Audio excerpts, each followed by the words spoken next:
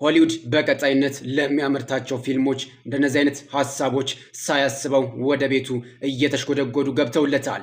የአሜሪካ ድርጊት በቬንዙዌላ ላይ የፈጸመችው እጅግ አስገራሚ ፊልም መሰል ድርጊትን በእውነተኛው ገሃድ ዓለም አሳይታለች። አሜሪካ በቬንዙዌላ ላይ በወሰደችው ወታደራዊ እርምጃ የቬንዙዌላውን ፕሬዝዳንት ኒኮላስ ማዱሮን በውድቅት ሌሊት አፍና ወዳልታወቀ ስፍራ ወስዷለች።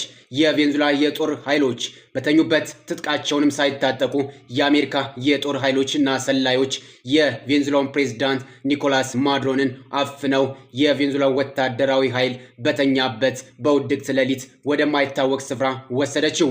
አሜሪካም በቬንዙዌላ ላይ ጥቃት መሰንዘሯን በሚዲያ ወጥታ ተናገረች።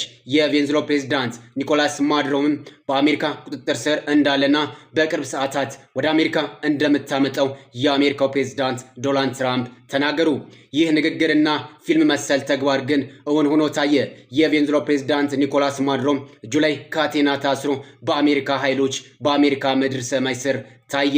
ዓለም ይህንን ድርጊት ፊልም ነው እንጂ እውነት አልመሰለውም። የአሜሪካው ፕሬዝዳንት ዶናልድ ትራምፕ ግን ለዓለም ወጥቶ አንድ መግለጫ አበሰረ። ቬንዙዌላ ፕሬዝዳንት ኒኮላስ ማዱሮን እኛ እጅ ላይ ነው፣ ምንም አልሆንም። ስለዚህ ቬንዙዌላውያን ባላችሁበት ተረጋጉ፣ በሀገራችሁ የተረጋጋ የሽግግር መንግስት እስክትመሰርቱ ሀገራችሁ በእኛ ቁጥጥር ስር ትሆናለች ሲሉም አበስሮላቸው።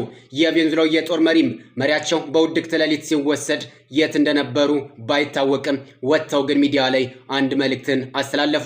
እኛ ቬንዙዌላውያን አሜሪካ የፈጸመችብን ጥቃት እጅግ አስነዋሪና አሳፋሪ ነው። አሜሪካም ለዚህ ድርጊቷ ዋጋ ትከፍላለች። እኛ አንድም ኃይል እስኪቀረን ከአሜሪካ ጋር እንፋለማለን ሲሉ መግለጫ ሰጥተዋል።